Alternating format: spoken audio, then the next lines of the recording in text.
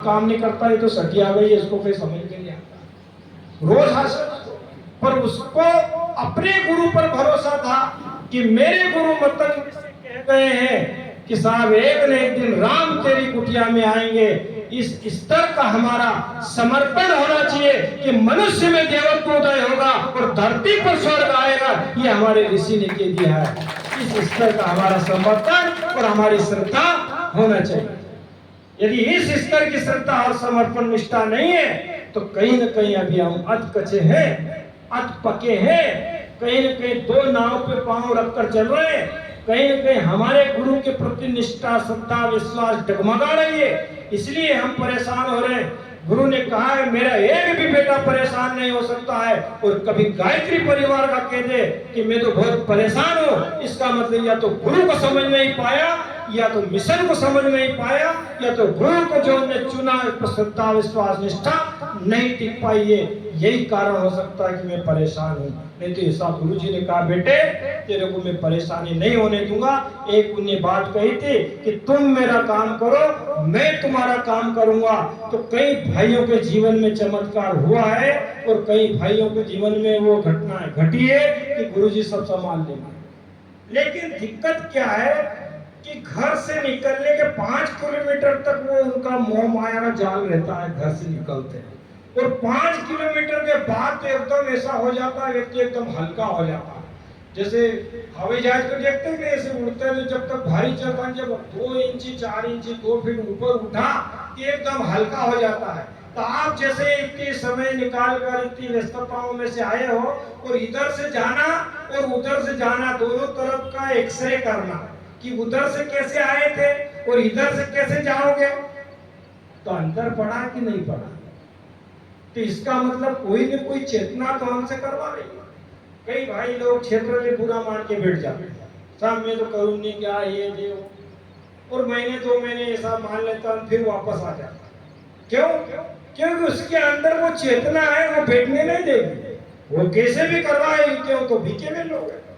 तो इसलिए भाइयों आपसे हमारा निवेदन है, किसी को कोई समस्या आती हो, किसी को कोई प्रारब्ध कठिनाई आती हो, किसी को घर परिवार में दिक्कत आती हो, तो घबराए नहीं। गुरुजी को हमने सौंप दिया है, गुरुजी को अपना इष्ट मान लिया है, तो फिर हमको चिंता नहीं करना चाहिए। एक जगह कल ही पढ़ रहा था मैं साहित्य, एक संत प्रवृत्ति के साधारण ग्रस्त जीवन के थे, शुरू से आखिरी तक भगवान का काम करते रहे, 55-60 साल के हो गए तो 90 लोग उसको गांव के मारने गए। तो सब मारने गए, अकेला पड़ गया, क्या करूं मैं, क्या करूं मैं। तो उन्होंने कहा कि वहीं पे नदी बह रही थी, तो बोला सब ने भैया सब पत्थर लेके खड़े थे, मारेंगे इसको, गांव से भगाएंगे। पत्थर लेके सब खड़े हो गए, बोले सब भैया तुमने मारना, पर एक डुबकी लगा लो उसके बाद मेरे को मार। नदी में डुबकी लगी, डुबकी जैसे ही अंदर लगई और उसने गुरु भगवान से प्रार्थना करी, भगवान ये मेरे कौन से जन्म के क्या है, ये क्यों लोग मार रहे, मैंने आज तक कभी किसी का बुरा नहीं किया, कभी किसी की निंदा नहीं की, कभी आपकी भक्ति नहीं छोड़ी, कभी गुरु कार्य से वंचित नहीं रहा, जो आपने कहा वो करो, और मेरे साथ ऐसे 90 लोग मारने आ गए। तो डुबकी लगाते 2 क्षण में उस व्यक्ति को बोल दिया कि बेटे तेरे ये 90 लोग जो मारने आए, तेरे को ये प्रारब्ध काटने के लिए 90 जन्म लेना पड़ा कि ये 90 लोग एक साथ आपको मार देंगे, 90 जन्म का तेरा प्रारब्ध खत्म कर दूंगा मैं। तो कई बार हमारे साथ, कभी गायत्री साधक के साथ, गायत्री परिवार के नैष्ठिक परिजन के साथ में, गायत्री परिवार के सक्रिय परिजन के साथ में कहीं कोई दुविधा आती है, कहीं कोई समस्या आती है, तो घबराए नहीं। ये हमारे गुरुजी ने कहा है बेटे तेरे कई जन्म जन्मांतर के प्रारब्ध को धो दूंगा मैं, ये प्रारब्ध बनकर आए, इसको तू भोग ले, अगले जन्म में तेरा काम में बढ़िया कर दूंगा, इसकी चिंता मत कर। पर ये जन्म तो तूने मेरे को दे दिया, तू कौन है, बिका हुआ है, फिर मेरी चलेगी। इसलिए कई लोग नए नए आते, परेशानी आती है, कई तो हमको कहते गायत्री मंत्र जपने से यार ज्यादा समस्या आ गई है, गायत्री मंत्र जपने से और समस्याएं बढ़ गई है। नहीं भाई साहब, होता क्या है, उनको ऐसा समझाना कि एक बंद कमरा है, हमारे वीरेंद्र वैसा भी उदाहरण देते थे, बंद कमरा है, वो 30 से 20 साल से बंद है। अब उसको आपने ताला खोला, तो 20 साल से जो बंद है उसमें सांप, बिच्छू, जहरीले जानवर सब आ गए। अब आपने जैसे ही ताला खोला तो वो तो जिस दरवाजे से गए थे उसी दरवाजे से भागेंगे, तो भागते भागते कहीं सांप बिच्छू दरवाजा खोलने वाले को भी काट लेते हैं। तो उसमें क्या कहते हैं, और साहब ये तो गलत हो गया। तो ऐसे ही गायत्री जपने से, साधना उपासना करने से कई जन्मों के वो दरवाजा बंद है, और उसको जब खोलते हैं तो वही संस्कार अपने अंदर से निकलते हैं। तो निकलते तो वो उपद्रव करते हुए, वो समस्या खड़ी करते हुए, परेशान देते हुए वो बाहर निकलते हैं। कई लोग डर जाते हैं। डरना नहीं, भोगना है। और जो सच्चा साधक है, जो नियमित गायत्री उपासना साधना कर रहा है, एक गुरु जी का चमत्कार उसको मिलता है कि जैसा भी प्रारब्ध आ जाए, जैसी भी समस्या आ जाए, वो एक बात कहता, मेरा गुरु है, सब काम ठीक हो जाएगा। और होता है, सब चीज होती है ठीक, पर इस स्तर की हमारी श्रद्धा, निष्ठा, समर्पण होना चाहिए। कच्चे नहीं रहे, पक्के बने। क्यों कि गुरु जी ने कहा कि देख बेटे, पहले ये जो कपड़ा गंदा है ना, इसको पहले धोएंगे अच्छा है। और धुलाई होती है, नील चढ़ाती है नहीं बहनें हमारी, नील चढ़ाती है तो धोने के बाद नील जो चढ़ती है एकदम साफ सुथरी चढ़ती है।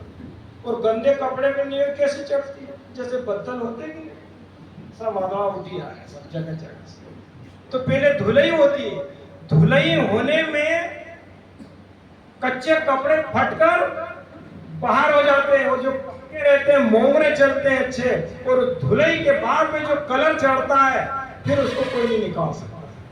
तो गुरुजी कई बार ऐसा होता है कि कलर चढ़ाने में इसी परेशानी में डाल देता है, और वहां से हमारी श्रद्धा और निष्ठा का जन्म होता है।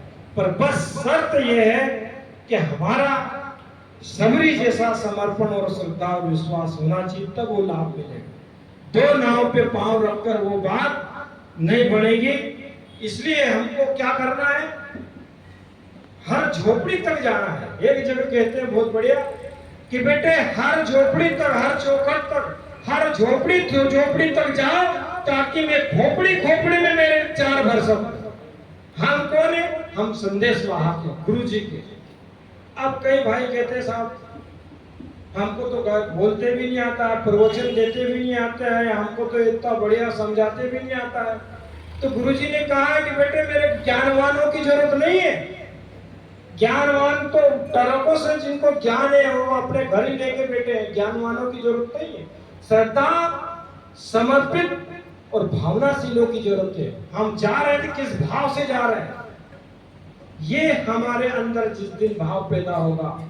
एक जगह गुरुजी कहते हैं कि एक गांव में आग लगी तो सब लोग भाग गए, सब भाग गए। दो लोग बच गए, एक अंधा था और एक लंगड़ा था। दोनों ने कहा कि हम तो आप जल जाएंगे यार, कोई बचने का साधन नहीं है।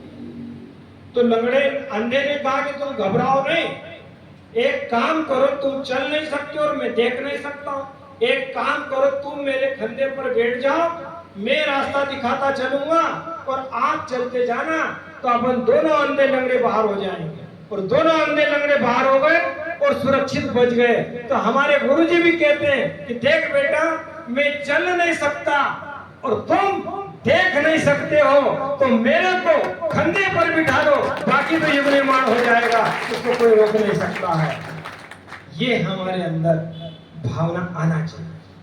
इससे कम में बात नहीं बनेगी कि हमारे गुरुजी को बिठा के ले जाए। कौन सुनता है कौन नहीं सुनता है, हम समझाने और सुनाने वाले होते कौन है, लेकिन जिस दर्द और पीड़ा और टीस के साथ मेरे गुरुजी के ये मेरे जैसा एक व्यक्ति बना दूं, मेरे जैसा एक व्यक्ति युवा खड़ा कर दूं। अभी युवा चेतना के लिए हीरालाल भाई साहब ने बात बताई कि भाई हमारे